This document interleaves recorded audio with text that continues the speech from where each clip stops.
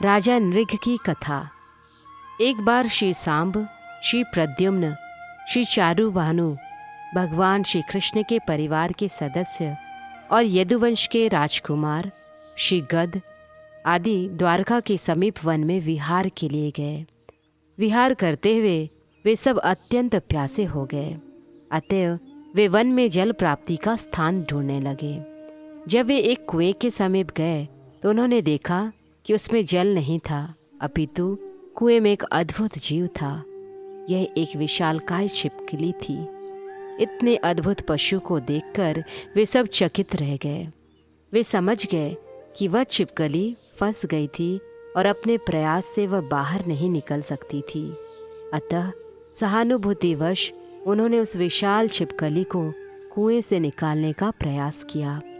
दुर्भाग्यवश छिपकली को तरह तरह से निकालने का प्रयास करके भी वे उसे बाहर न निकाल सके। जब राजकुमार घर लौटे तब उन्होंने अपनी कथा भगवान श्री कृष्ण के समक्ष सुनाई। भगवान श्री कृष्ण समस्त जीवों के सखा है, अतएव अपने पुत्रों का निवेदन सुनकर वे स्वयं उस कुएं के समीप गए और केवल अपना वाम हस्त फैलाने मात्र से उस विशाल छिपकली को सरलता से बाहर निकाल दिया। भगवान श्री कृष्ण के हाथ का स्पर्श होते ही उस विशाल छिपकली ने अपनी पूर्व आकृति को त्याग दिया और वह स्वर्ग लोकवासी एक देवता के रूप में प्रकट हुई। उसके शरीर का वर्ण पिघले हुए सोने के समान चमक रहा था। उसने उत्तम वस्त्र तथा कंठ में बहुमूल्य आभूषण धारण कर रखा था। उस देवता को छिपकली का शरीर क्यों धारण करना पड़ा, यह बात भगवान श्री कृष्ण से छिपी नहीं थी।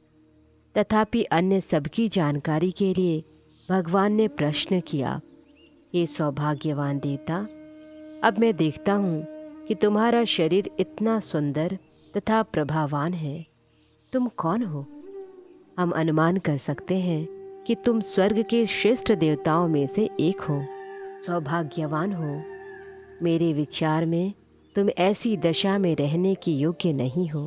अवश्य ही अपने पूर्व कर्मों के कारण तुम्हें छिपकली की योनि में जन्म मिला है। तो भी मैं तुमसे सुनना चाहता हूँ कि किस प्रकार तुम्हारी यह दशा हुई।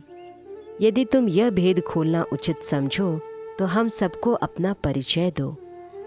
वास्तव में यह विशाल छिपकली राजा नृग थे। जब श्री भगवान ने उनसे प्रश्न किया तब तत्काल ही सूर्य के प्रकाश के समान चमकदार अपने मुकुट से धरती का स्पर्श करते हुए उन्होंने भगवान को प्रणाम किया। इस प्रकार उन्होंने पहले परम भगवान को अपना सादर प्रणाम अर्पित किया। तत्पश्चात उन्होंने कहा, प्रिय भगवन, मैं राजा इक्ष्वाकु का पुत्र राजा नृग हूँ। यदि आपने दानी पुरुषों का परिचय जानना चाहा हो तब निश्चय ही आपने मेरा नाम सुना होगा। प्रिय भगवन, आप साक्षी हैं। आपको जीवों के भूत, भविष्य तथा वर्तमान के समस्त कर्मों का ज्ञान है। आपके शाश्वत ज्ञान से कुछ भी गुप्त नहीं रह सकता है। फिर भी आपने मुझे अपना इतिहास बताने का आदेश दिया है, अतएव मैं पूरी कथा कहूँगा। राजा नृग ने अपने कर्म कांड के कर्मों के कारण हुए अपने पतन का इतिहास बताना प्रारंभ किया।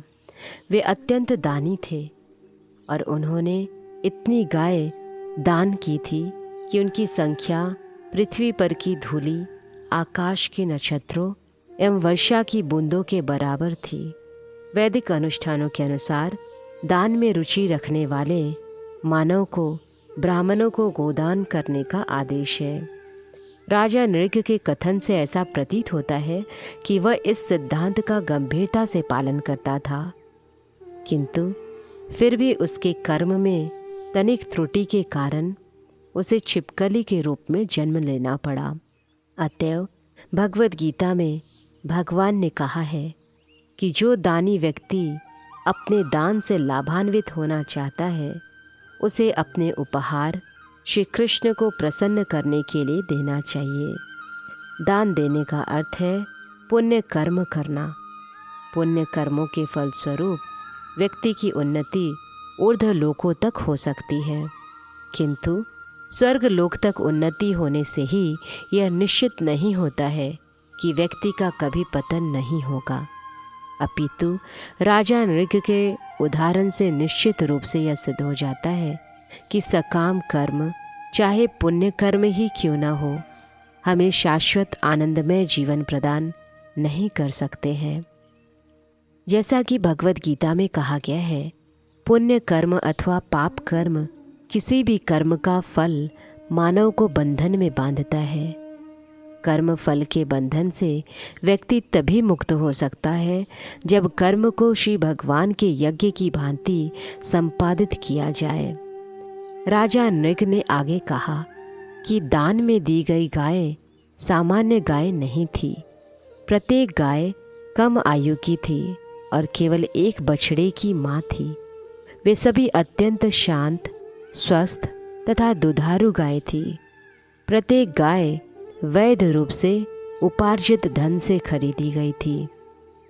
इसके अतिरिक्त उनके सींग स्वर्ण मंडित थे, उनके खूरों पर चांदी मढ़ी हुई थी और उनके ऊपर मोती तथा स्वर्ण हारों से कढ़ाई किए हुए रेशमी दुशाले डाले गए थे। राजा ने कहा कि बहुमूल्य वस्तुओं से अलंकृत ये गाय किसी ऐरे गहरे को नहीं दी गई थी, अपितु इन्हें प्रथम कोटि के ब्राह्मणों में वितरित किया गया था। इन ब्राह्मणों को राजा पहले से ही उत्तम वस्त्रों तथा स्वर्ण अलंकारों से विभूषित करते थे। वे ब्राह्मण अत्यंत योग्य थे, वे संपन्न नहीं थे और उनके परिवार के सदस्य सदैव जीवन की आवश्यकताओं से वंचित रहते थे। एक सच्चा ब्राह्मण क्षत्रियों अथवा वैश्यों के समान विलासी जीवन के लिए धन संग्रह नहीं करता है। उसे ज्ञात रहता है कि धन मन को जीवन के भौतिकवादी पथ की ओर मोड़ देता है, अतएव वह सदैव स्वयं को दरिद्रा अवस्था में रखता है।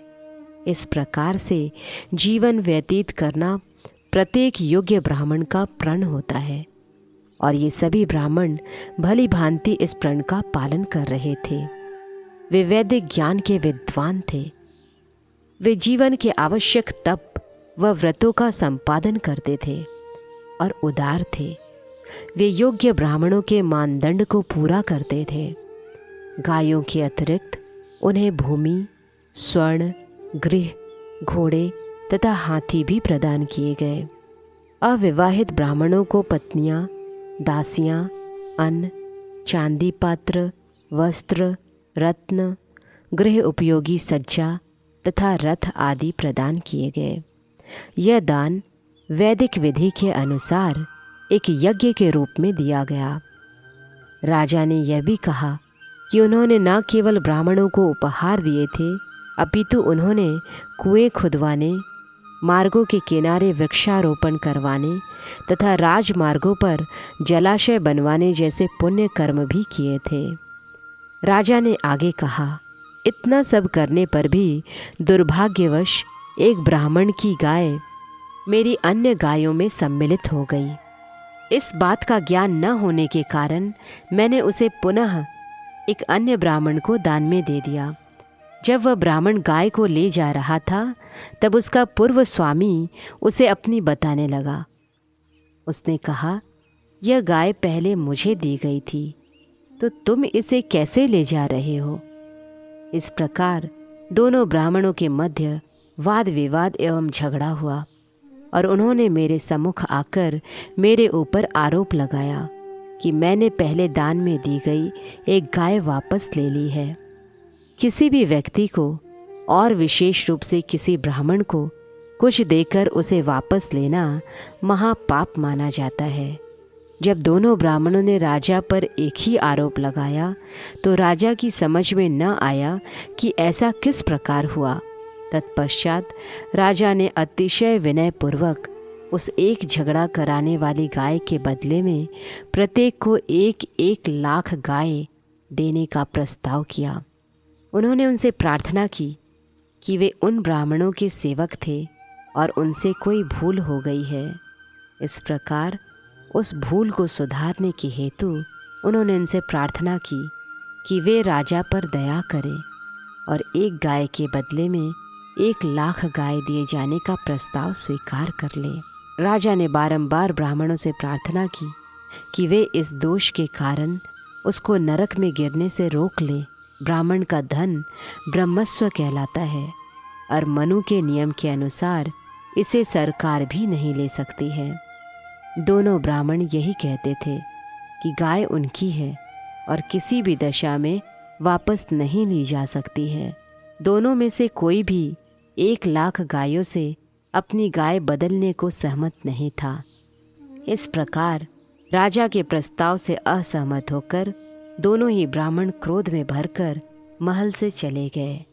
दोनों ही सोचते थे कि उनके वैधानिक पद का बलपूर्वक हनन हुआ है।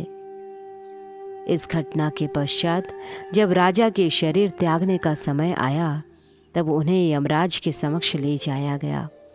यमराज ने उनसे पूछा, तुम पहले अपने पुण्य कर्मों के फल का उपभोग करना चाहते हो अथवा पाप कर्मों का फल भोगना चाहते हो? यमराज ने यह भी संकेत दिया कि राजा इतने पुण्य कर्म एवं दान किए हैं कि नृग के सुख उपभोग की सीमा उन्हें ज्ञात नहीं थी। राजा के भौतिक सुख की कोई सीमा नहीं थी, किंतु इस संकेत के प्राप्त होने पर भी वे चकित थे। उन्होंने प्रथम अपने पापों का फल भोगने और तदुपरांत अपने पुण्य कर्मों का फल स्वीकार करने का निश्चय किया।